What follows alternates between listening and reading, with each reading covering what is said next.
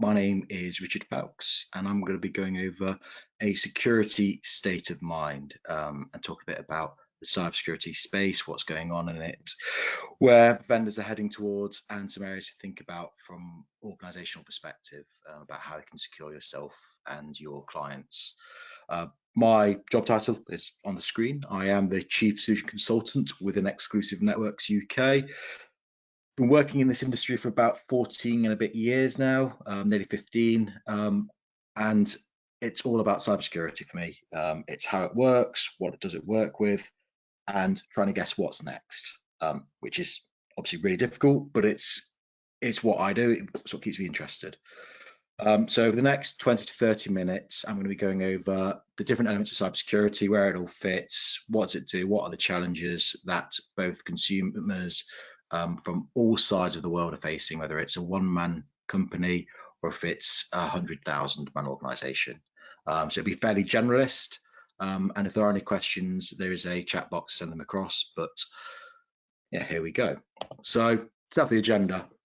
We'll start by talking a bit about some of the business challenges that are facing organizations from a cybersecurity perspective.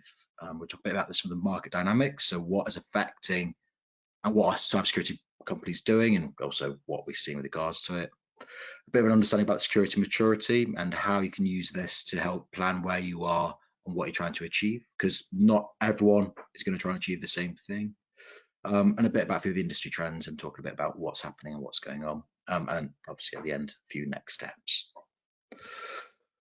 So to begin with, the cybersecurity landscape, what's happening in the world, what's occurring, and what we're seeing drive security challenges and security conversations with clients. So that's my coffee machine in the background.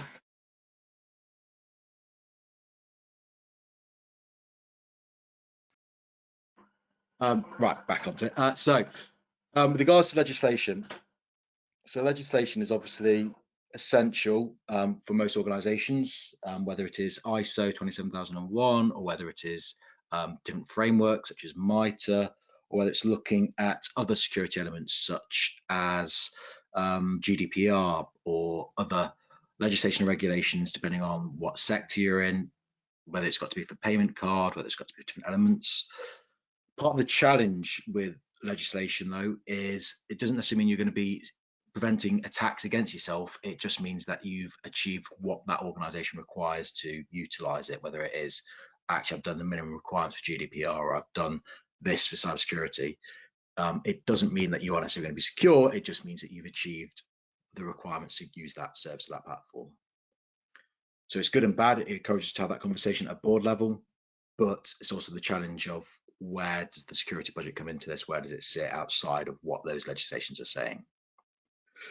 Remote working obviously was accelerated hugely during pandemic, but it was already heading towards people working in different locations. If you look at organizations like WeWork, the whole idea there is to have remote working, have people working in different locations. I think we've just accelerated the growth of how fast we're going to start using endpoints in multiple different locations, whether that is using your mobile phone, whether that is using the iPad, whether that's using a laptop. I think we're just working in more and more organizations.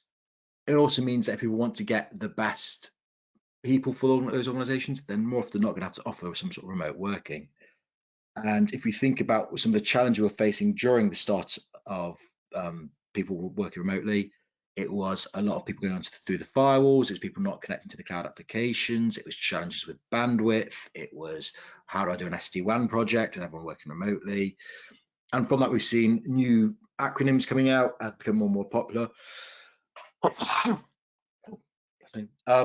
Things such as SASE and SSE, looking at how I can work securely remotely and how I can connect still. And it's just accelerated what we're already headed towards, but it's that challenge of where are you at within an organization. The cyber skills gap is a huge issue. It's not new, but it's just growing. At the last count, I believe there was something like 3.2 million global cybersecurity positions unfilled.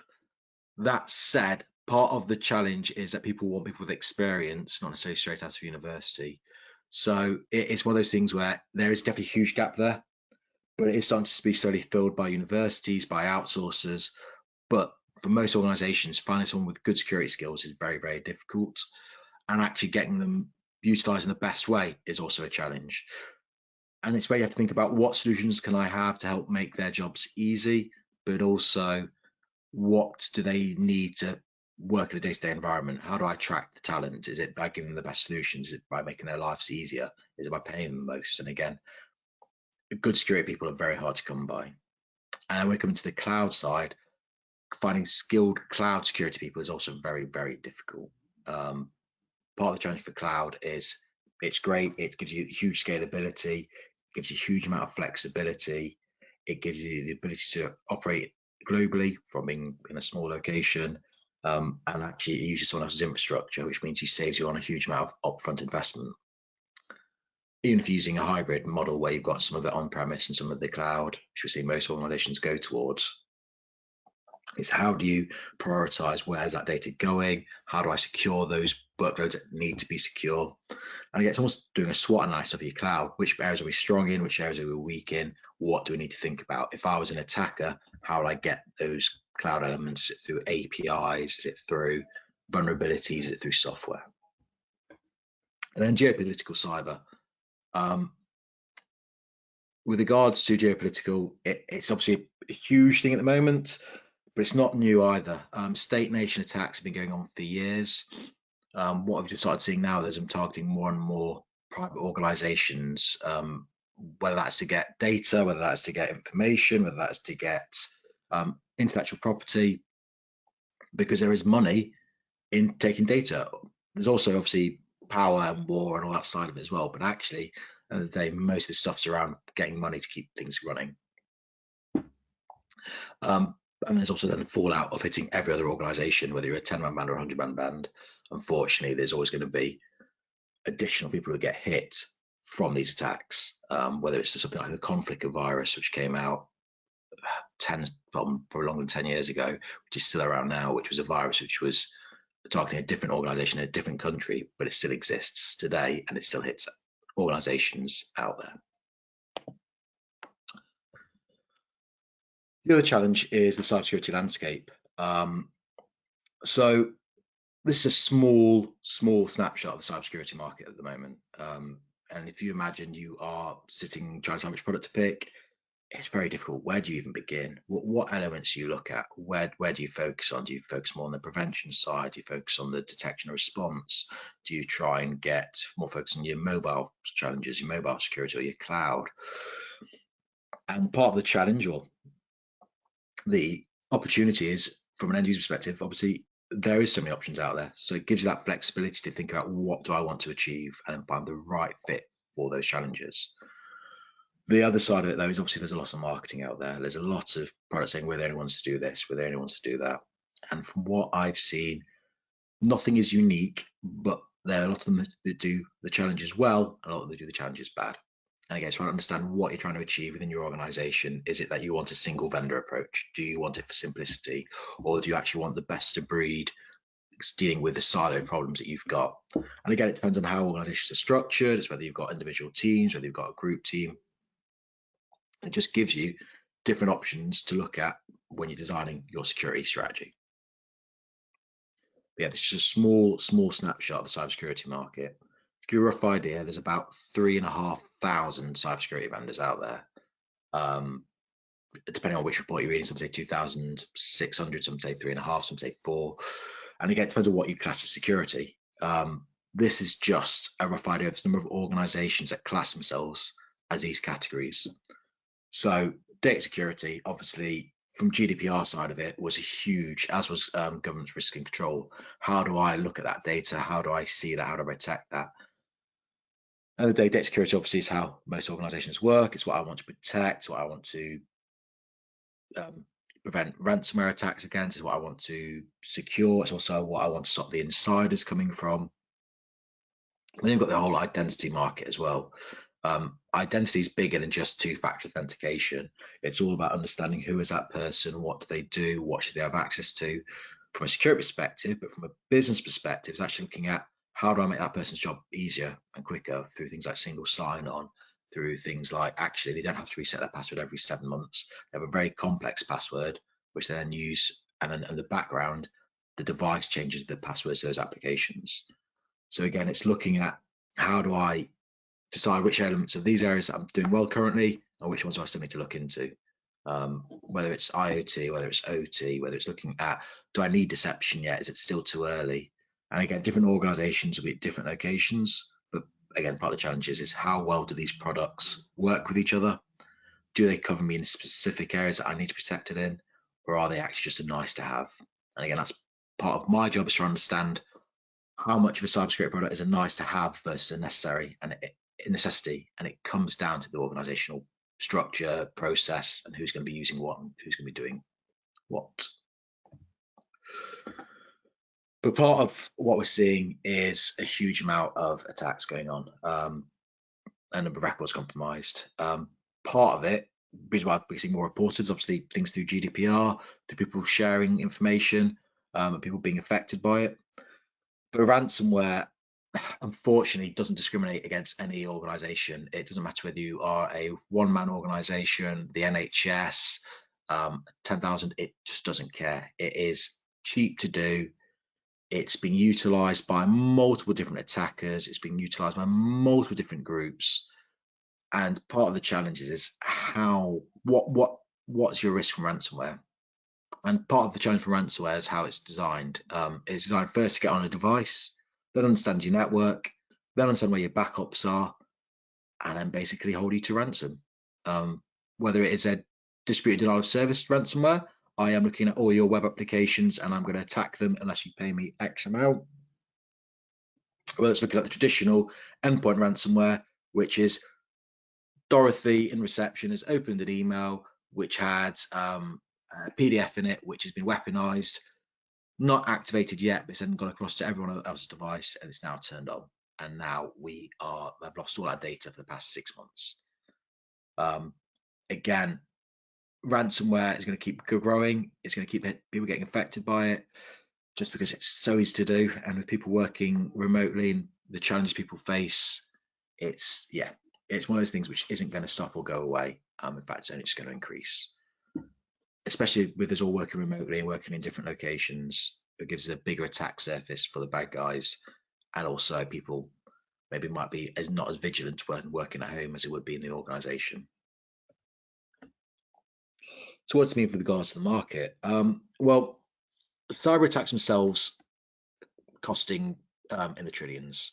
The actual criminals themselves make a good amount of money from it, which is again part of the reason why they do it. I think the last report I saw, they would have to be the 5th biggest country based on gross domestic product. So yeah, it's a ridiculous amount of money that's generated from it. And part of it is people will pay from ransomware. People will lose data, whether it's a new design for an aeroplane or whether it's a drug that's been designed, whether it's a new video game that's coming out. There's a lot of money in cyber attacks, which is the reason why we see spend going up on cybersecurity products.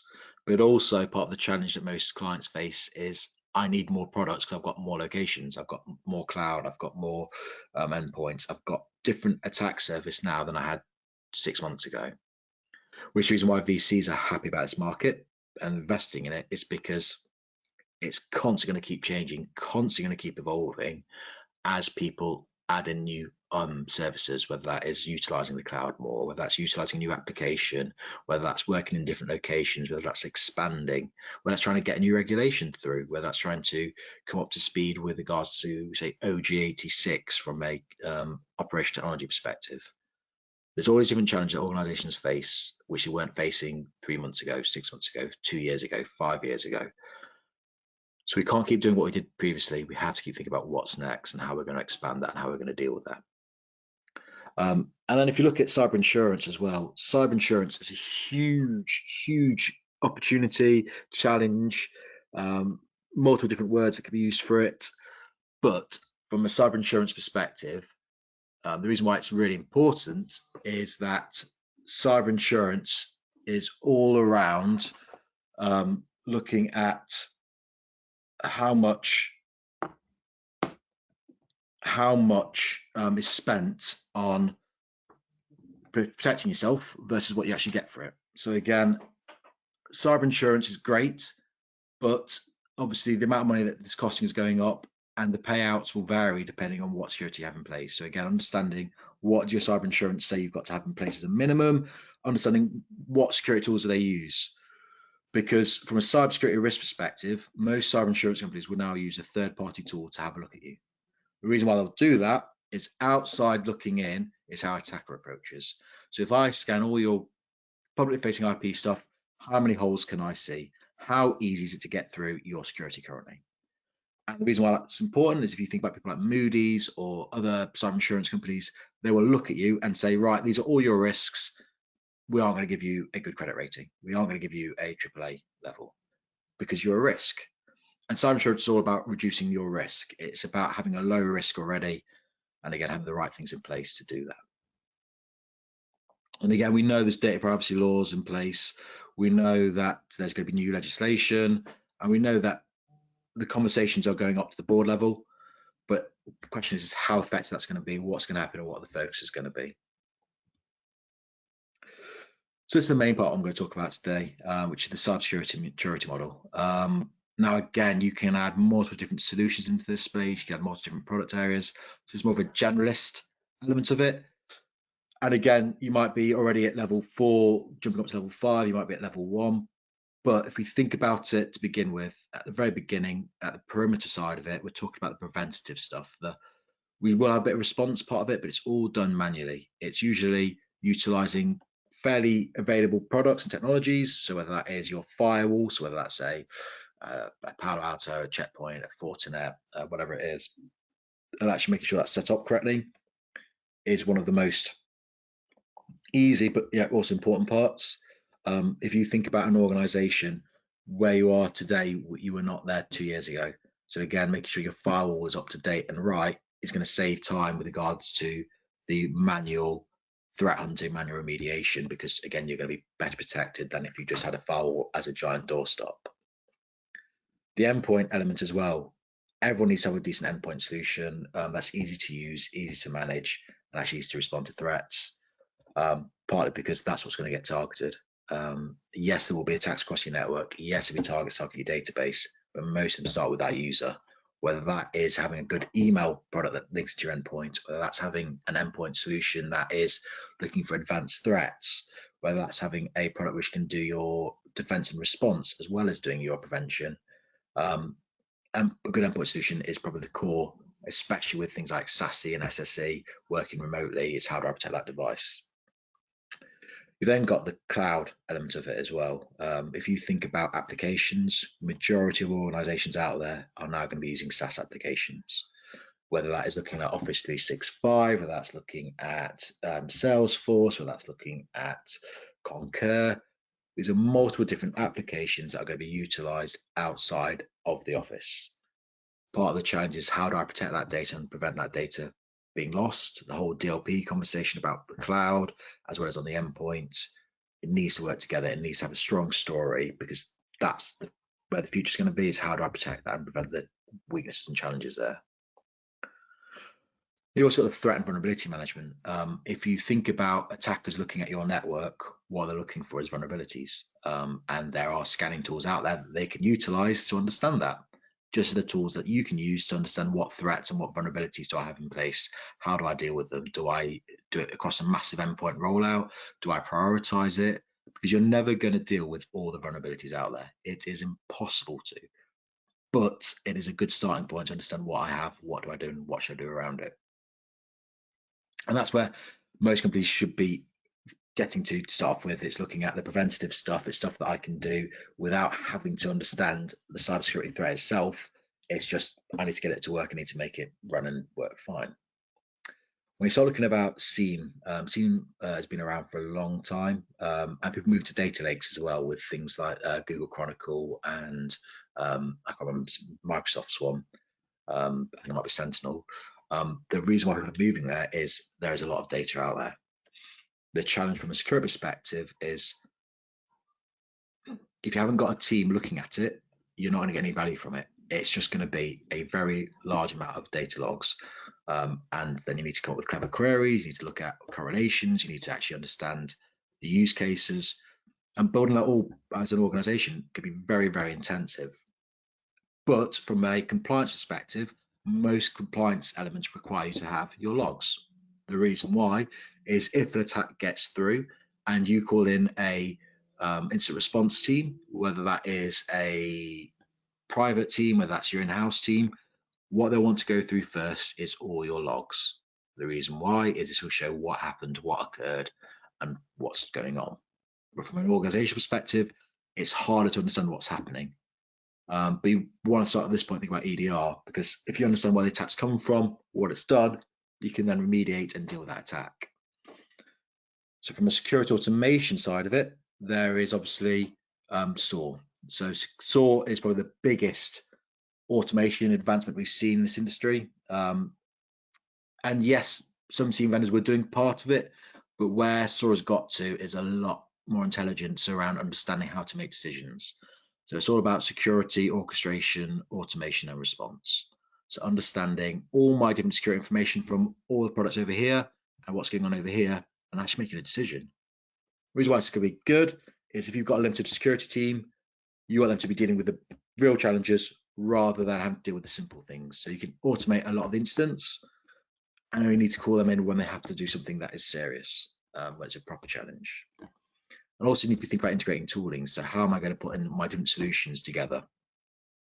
Where it's looking at how am I plugging in my firewall to my CASB to my endpoint? Do they all work together? Are they all talking to each other, or are they all just talking to my SOAR platform? As long as I've got a central management element of it, it's going to make my life security team a lot easier. Rather than have to understand 7 different products, I have to understand one really well and the rest limited amount. And then we start going to advanced analytics, where we are actually doing threat intelligence. So we're actually being proactively hunting. We're not just responding to attacks. We're not just responding to incidents. We're actually looking across our network constantly. So we're looking through endpoints, looking at the network data. We're looking at every single point to see whether we are being targeted. We are looking at one-off events. We're looking at the forensic side of it. So what information do we need to collect from these endpoints? What information do we need to collect from the network to be able to understand what's happened? We're always trying to put all our data now together in one location, rather than having some of it on-premise, some of it in the cloud. We're usually consolidating it all to make this job easier. And once we got to this point, and this is a bit where I sometimes have this bit earlier on, but this is where we start looking at behavior analytics. So understanding what is my average user's behavior. The reason why this is important is if you think about most of the attacks, they're going to be targeting insiders, they're going to be targeting staff. So again, understanding where the user behaviors are, what is their normal versus abnormal, understanding that and making decisions based on that behavior. Also looking at what's happening with regards to the attacks, looking at what stuff can I automate, can I predict where I'm going to get attacked, can I use deception to get the attackers locked in a place where they're not going to cause any damage but keep them busy.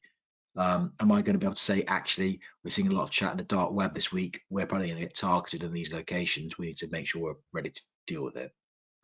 And again, organizations with different locations on this route, and obviously there's loads of other elements of it, whether you're thinking about identity, whether you're thinking about SSE or SASE projects, or if you're thinking about other elements, but it's just a rough framework to where to think about. So starting off with preventative, then starting off the detection and response, and actually then think about the automation and the advanced threat hunting. Those are just simple areas to start thinking about whereabouts you are as an organization to where you want to get to. And not everyone will ever want to get to the end part of it. Actually, having just good prevention might be good enough for most organizations. It's just understanding where you are and where you want to get to. On industry trends, there is a lot of buzzwords out there. And as I mentioned before, part of that is the number of security products out there, how to differentiate themselves, but also with regards to VCs funding it and people like Gartner come up with new elements, new security buzzword names. So we'll fly through these fairly quickly, but mesh is a concept where basically things have to work together. And if you think about most organizations, you will have more than one security product. So how can I make sure they can talk to other good security products? How can I make sure they work together, whether it's looking at my on-premise, whether it's in the cloud? And actually, how do I make sure my security mesh is actually working together well? How can I make sure that this alert is working well with this one? Do they actually have an integration? How simple is it to write if they don't? These things that all I need to think about is how do I build out my security framework or my security mesh? Zero trust is something that I see around a lot at the moment. And the concept is always question, always verify. And the reason for this is it's very easy to mimic data. It's very easy to mimic behavior of an endpoint or a phone or a user's identity. And organizations need to accept the fact that unless they're checking every so often, they will get breached. And especially with remote working, what you don't want to do is make this too onerous, i.e., you are always preventing the person working, but what you need to do is be prepared to check and understand what they're doing, which links into the IAM story, which is identity and access management. So again, as business have all grown and changed, the identity requirements has grown and changed, whether it's looking at how many applications I'm accessing, whether it's looking at what's the right time to authorize, whether it's looking at privileged users. How do I decide which user should have access to what versus what user should have access to this, and making the right decisions quickly and succinctly. XDR is extended detection response.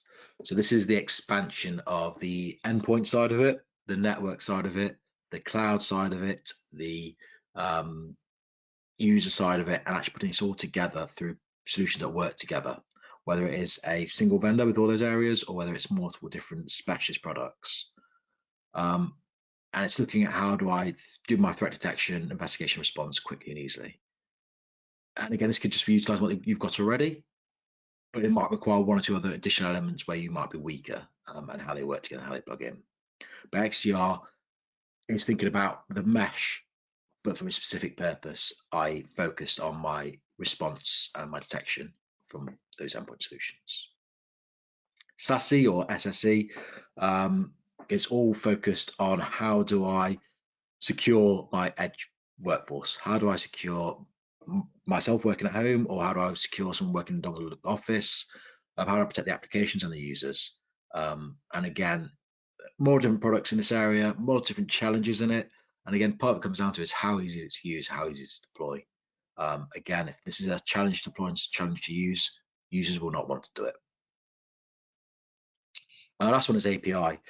So API security is probably going to be one of the futures, but it's an important one now. APIs is how applications talk to each other. It's how your Concur can talk to NetSuite, or how different applications can talk to each other. Part of the challenge is that with more and more APIs going out there, there are more and more vulnerabilities and more different ways that APIs can talk. There's more and more ways that APIs are vulnerable. And part of the challenge is an API shares the entire load of data between each other. So more APIs, more weaknesses, more challenges. So actually mapping out what APIs I have in place, how do I secure those APIs, and how do I have visibility of them is only ever going to grow and increase, especially as I start utilizing more cloud, and especially with the zero trust model. It's one of the big areas that people are going to have to start looking at, because it's not come from nowhere, but the amount of APIs we have hasn't really been focused on, hasn't really been controlled. And again, we see that as a big market space and a big challenge. So what's next? So we are doing another WebEx on July 26th, called Rage Against Ransomware Machine, focused on ransomware, talking about it, how you can deal with it, what are the areas to think about, what solutions and areas to think about. If you have any questions or any observations, please email me. Email marketing@exclusive-networks.com, which the team will then deal with and get across to me if required. I don't believe we've got any questions. So with that, I will finish the presentation. Thank you very much for attending, and I hope to see you guys again soon.